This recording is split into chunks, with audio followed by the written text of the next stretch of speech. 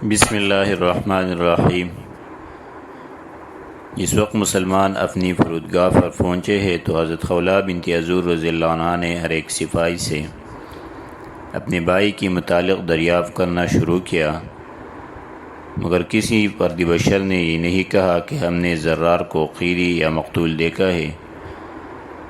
جب انہیں بھائی کی طرف سے بالکل نا امیدی ہو گئی تو یہ رونے لگی اور نہایت یاس کی حالت میں اس طرح پھوٹ پھوٹ کر بیان کرنے لگی، ماں جائے بھائی، کاش مجھے یہ خبر ہوتی کہ آیا جنگل میں تمہیں ڈال دیا یا کہیں ذبح کر ڈالا، تمہاری بہن تم پر قربان، افسوس مجھے یہی خبر ہو جاتی کہ میں تم سے کبھی پھر بھی ملوں گی یا نہیں۔ بھائی، واللہ تم نے اپنی بہن کے دل میں ایک ایسی سلگتی ہوئی چنگاری چھوڑی ہے جس کے شرارے کبھی ٹھنڈے نہیں ہو سکتے۔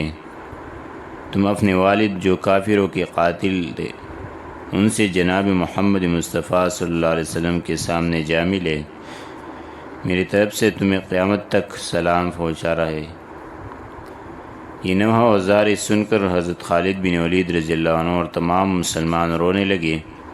حضرت خالد بن ولید رضی اللہ عنہ کا ارادہ ہوا کہ اسی وقت دوبارہ حملہ کر دیا جائے، لیکن اتفاق سے آپ نے چند سوار رومی لشکر کے میمنہ سے نکلتے ہوئے دیکھے کہ گھوڑے کے باغے چھوڑے ہوئے اس طرح سرفٹ چلے آ رہے ہیں کہ گویا وہ تعاقب کرنا چاہتے ہیں۔ یہ دیکھ کر آپ فوراً لڑائی کے لیے مستعد ہو گئے۔ بہادران اسلام تیار ہو کر آپ کے گرد جمع ہوئے۔ اس وقت یہ سوار مجاہدین کے قریب پہنچے، ہتھیار ڈال دیے اور فادفیا ہو کر لفون لفون امان امان پکارنے لگے۔ حضرت خالد رضی اللہ عنہ نے مسلمانوں سے فرمایا، ان کے امان مانگنے کو قبول کرو اور انہیں میرے پاس لاؤ۔ چنانچہ جس وقت وہ حاضر کیے گئے تو آپ نے فرمایا، تم کون لوگ ہو؟ انہوں نے کہا، ہم دروان کی فوج کے سپاہی اور ہمس کے رہنے والے ہیں۔ ہمیں کامل یقین ہو گیا ہے کہ ہم آپ سے جنگ میں کس طرح تاب مقابلہ نہیں لا سکتے، اور ہم اپنے اندر اتنی طاقت و قوت نہیں رکھتے کہ آپ سے برسری کار ہو سکیں۔ اس لیے بہتر ہو کہ آپ ہماری اہل اولاد کو امان بخشیں، اور جن جن ممالک سے آپ کی مصالحت اور معاہدہ ہو چکا ہے ہمیں بھی انہیں مشمار کریں۔ صلح کی معاوضہ میں جتنا مال آپ طلب کریں گے ہم دینے کو تیار ہیں، اور جس قرارداد اور اصول پر ہماری اور آپ کی صلح ہوگی ہمارے ملک کے دوسرے باشندے بھی ان سے تجاوز نہیں کر سکتے۔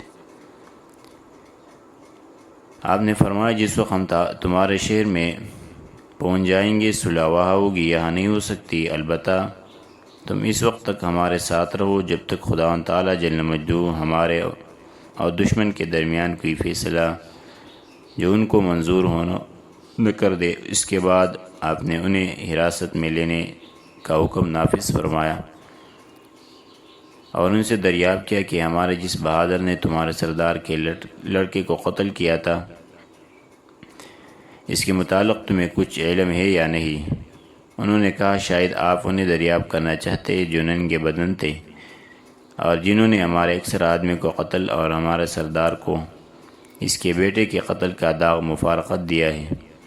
آپ نے فرمایا، ہاں میں انہیں کو پوچھتا ہوں۔ انہوں نے کہا کہ جس وقت وہ گرفتار ہو کے دروان کے پاس پہنچے ہیں تو اس نے انہیں 100 سواروں کی میت میں خچر پر سوار کر کے ہمس کی طرف روانہ کر دیا تاکہ وہاں سے انہیں اپنی شجاعت دکھلانے کی غرض سے ہرقل کے پاس بھیج دیا جائے۔ یہ سن کر آپ بہت خوشی ہوئی اور حضرت رافع بن عمر الطائی کو بلا کر آپ نے فرمایا، رافع، تم یہاں کے راستوں اور گھاٹیوں سے خوب واقف ہوں، تمہاری ہی تدبیر اور تجویز سے ہم نے ارض سماوا وغیرہ جیسے جٹیل میدان آسانی کے ساتھ طے کیے تھے۔ جس وقت تم نے اونٹوں کو پیاسا رکھ کر پانی پلا کر ان کا منہ باندھ دیا تھا اور ہم روزانہ 10 اونٹ ذبح کر کے ان کا گوشت خود کھاتے اور ان کے پیٹ کے اندر سے جو پانی نکلتا تھا وہ ہم گھوڑوں کو پلا دیتے تھے، حتیٰ کہ ہم اور ہماری فوج ارکا کے مقام تک پہنچ گئی۔ تم لوگوں میں چونکہ زیادہ تجربہ کار اور اہل تدابیر میں فرد واحد ہوں اور زرار سواروں کی حراست میں ہمس کی طرف روانہ کر دیے گئے ہیں، اس لیے لشکر میں جن لوگوں کو تم پسند کرتے ہو اور اپنے ساتھ لے لو اور اس دستے کے تعاقب میں روانہ ہو جاؤ۔ مجھے امید ہے کہ تم انہیں قریب ہی کہیں پکڑ کے زرار کو چھڑوا لو گے۔ اگر تم سے یہ کار نمایاں ہو گیا تو اللہ نہایت درجہ خوشی کا مقام اور ایک بہت بڑے مہم کی کشودکاری سر انجام فاجہ ہوگی۔ حضرت رافع رضی اللہ عنہ نے کہا، یہ خدمت بصر و چشم قبول ہے۔ یہ کہہ کر آپ نے چیدہ چیدہ 100 سوار منتخب کیے اور قریب تھا کہ آپ چل پڑے، مگر حضرت خولہ رضی اللہ عنہ کو جس وقت اس مسرت خیز خبر کی اطلاع ملی کہ حضرت رافع رضی اللہ عنہ ان کے بھائی کی طلب اور رہائی کے لیے جا رہے ہیں، تو سنتے ہی ان کے دل میں خوشی کی ایک لہر سے دوڑ گئی۔ ہتھیار لگائے اور سوار ہو کر حضرت خالد رضی اللہ عنہ کی خدمت میں حاضر ہو کر عرض کیا، ایھا الامیر، میں جناب کو طاہر مطہر حضرت خیر البشر صلی اللہ علیہ وسلم کا واسطہ دے کر ایک سوال کرتی ہوں کہ جو دستہ جناب روانہ کر رہے ہیں مجھے بھی اس کے ہمراہ جانے کی اجازت بخشیں تاکہ میں بھی ان کی کوئی مدد کر سکوں۔ یہ سن کر آپ نے حضرت رافع بن عمیر الطائر رضی اللہ عنہ کو مخاطب کر کے فرمایا، تم ان کی شجاعت و بہادری سے خوب واقف ہو، انہیں بھی ساتھ لے لو۔ حضرت رافع بن عمیر الطائر رضی اللہ عنہ نے انہیں بطیبی خاطر اپنے ساتھ لے لیا اور چل دیے۔ حضرت خولہ رضی اللہ عنہ مسلمانوں کے پیچھے پیچھے چل رہی تھی اور دستہ فوجی قواعد کے ماتحت قدم بڑھاتا وہ آگے آگے چلا جا رہا تھا۔ جس وقت یہ سلیما کی سڑک پر پہنچے تو حضرت رافع رضی اللہ عنہ نے ادھر ادھر دیکھا اور کسی فوج یا دستہ کے گزرنے کی کوئی علامت یا گھوڑے کی پھوڑوں یعنی سموں کا کوئی نشان نہ دیکھ کر آپ نے اپنے جوانوں سے مخاطب ہو کر فرمایا، دوستو، تمہیں خوش ہونا چاہیے کہ دشمن ابھی یہاں تک نہیں پہنچا ہے۔ یہ کہہ کر آپ نے اپنے رسالہ کو وادی حیات میں چھپا دیا۔ یہ ابھی کمینگاہ میں چھپے ہی تھے کہ دور سے گرد و غبار اڑتا ہوا دکھائی دیا۔ اپنے دستہ کو مخاطب کرتے ہوئے فرمایا، جوانان اسلام ہوشیار ہو جاؤ۔ مسلمان تیار ہی تھے کہ وہ قریب پہنچ گئے۔ حضرت زرار رضی اللہ عنہ کو اپنے درمیان لے رکھا تھا اور یہ مجاہد حسب ذیل اشعار پڑھتا جاتا تھا، اے مخبر، میرے قوم اور خولہ کو یہ خبر پہنچا دے کہ میں قیدی اور مشق بندہ ہوا ہوں۔ شام کے بھی دین اور کافر میرے گرد ہیں اور تمام کے تمام ذرا پہنے ہوئے ہیں۔ اے دل، تو غم و حزن اور حسرت کے مارے مردہ، اور اے میری جواب مردی کے آنسو میرے رخسار پر بہہ جا۔ کیا تو جانتا ہے کہ میں پھر ایک دفعہ اپنے اہل اور خولہ کو دیکھوں گا اور میں اس عہد کو یاد دلاؤں گا جو ہمارے اندر تھا۔ حضرت خولہ رضی اللہ عنہ نے یہ اشعار سنتے ہی کمینگاہ سے جواب دیا اور کہا کہ خداوند تعالیٰ جل مجدہ نے تمہاری دعاؤں کو قبول کر لیا، تمہاری گریہ زاری کو سن لیا، میں ہوں تمہارے بہن خولہ۔ یہ کہہ کر انہوں نے زور سے تکبیر کی اور حملہ کر دیا۔ حضرت رافع رضی اللہ عنہ نے اس دوسرے مسلمان بھی تکبیر پڑھ کر حملہ آور ہو گئے۔ حمید بن سالم کہتے ہیں کہ میں بھی اس وقت اس جماعت میں تھا۔ جس وقت ہم نے تکبیر کے نعرے لگائے تو الہام الہی کے بدولت ہمارے گھوڑے بھی خوش میں آ کر زور زور سے ہنہنانے لگی۔ ہمارے ایک ایک سوار نے رومیوں کے ایک ایک سوار کو آگے رکھ لیا اور ابھی 1 گھنٹہ بھی گزرنے نہیں پایا تھا کہ ہمارا ہر سپاہی اپنے حریف کو موت کے گھاٹ اتار چکا تھا۔ خداوند تعالیٰ جل مجدہ نے حضرت زرار رضی اللہ عنہ کی رہائی دلوائی اور رومیوں کے گھوڑوں اور اسلحہ پر قبضہ کر لیا۔ رافع بن قادم التنوخی کہتے ہیں کہ ہم ابھی ان 100 سواروں سے لڑنے میں مشغول تھے کہ حضرت خولہ رضی اللہ عنہ نے اپنے بھائی کو چھڑایا۔ مشق کولے اور سلام کیا حضرت زرار رضی اللہ عنہ تعالیٰ اپنی بین کو شاباش دی، مرحبا کہا اور ایک خالی گھوڑے پر جو دوڑتا ہوا پھر رہا تھا سوار ہو گئے۔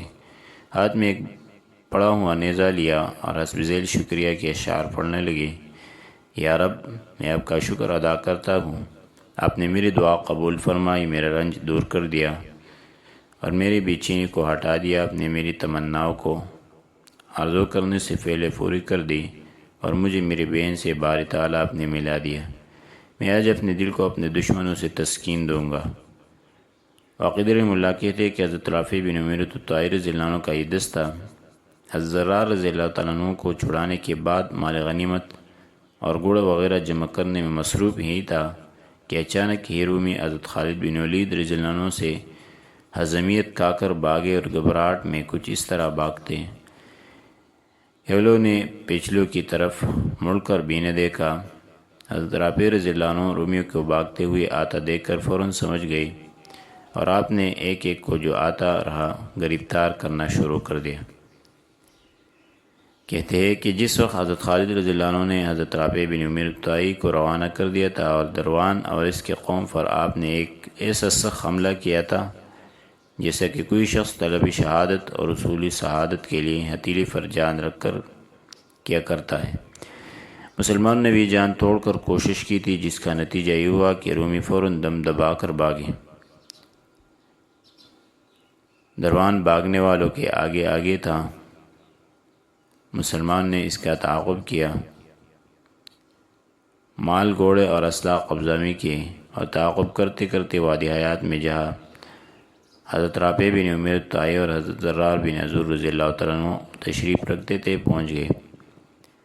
حضرت ضرار کو مبارکباد دی اور حضرت خالد رضی اللہ عنہ نے حضرت رافع کی تعریف اور شکریہ ادا کیا۔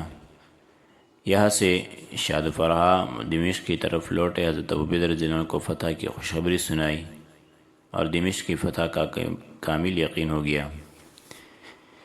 کہتے ہیں کہ جس وقت دروان کی ہضمیت اور اس کے لڑکے کے قتل کی خبر شاہ ہرقل کو پہنچی ہے تو اسے اپنی زوال مملکت کا یقین ہو گیا اور اس نے دروان کو حسب ذیل خط لکھا: مجھے خبر ملی ہے کہ ننگے بوکے عربوں نے تجھے شکست دے دی اور تیرے بیٹے کو قتل کر ڈالا۔ مسیح نے نہ اس پر رحم کیا نہ تجھ پر۔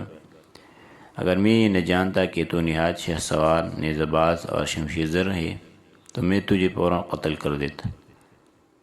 خیر، اب جو ہوا سو ہوا۔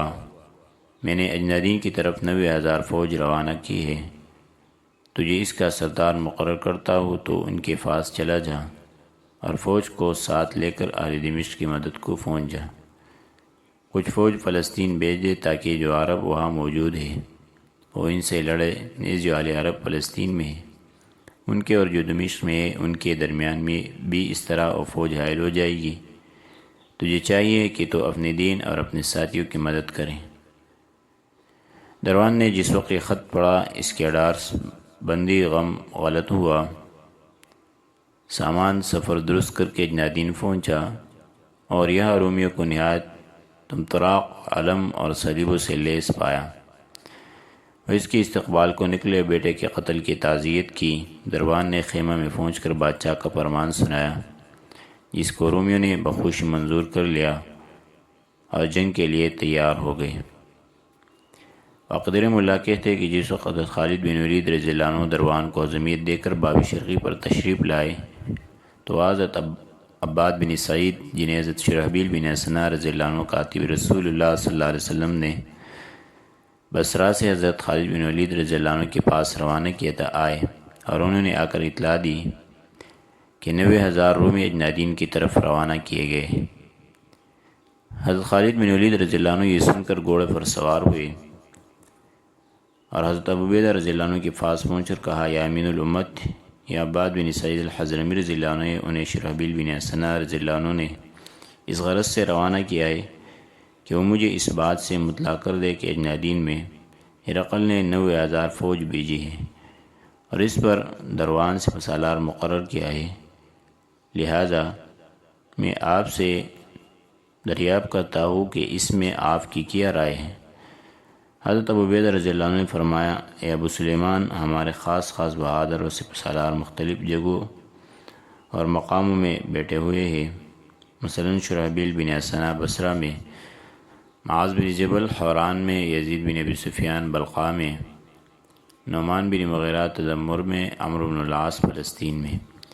اس لیے میرے نزدیک بہتر یہ کہ ہم انہیں سب کو لکھ دیں کہ وہ ہمارے پاس چلے آئے، اس کے بعد دشمن پر متفقہ حملہ کریں نصر و اعانت خدا کے ہاتھ میں۔ اس مشورے کے بعد حضرت خالد رضی اللہ عنہ نے حضرت عمرو بن العاص کو حسب ذیل خط لکھا: بسم اللہ الرحمن الرحیم، اما بعد، تمہارے مسلمان بھائیوں نے اجنادین کی طرف جانے کا قصد کر لیا ہے، کیونکہ وہاں 90,000 دشمن کی فوج مجتمع ہوئی ہے، اور اس کا ارادہ ہے کہ خدا کا نور بجھا دے، حالانکہ اللہ تبارک و تعالیٰ اس کو پورا کرنے والے ہیں، خواہ و کافر کو کیسا ہی برا معلوم ہو۔ ہماری طرف بڑھے، اس لیے جس وقت میرا یہ خط تمہیں ملے اپنے تمام ساتھیوں کو لے کر اجنادین کی طرف فوراً چل پڑو، ہم انشاءاللہ تعالیٰ تمہیں وہی ملیں گے۔ تمام مسلمانوں کو سلام پہنچا دو، والسلام علیکم۔ اس کے بعد کیا ہوا انشاءاللہ آگے درس میں ذکر کریں گے۔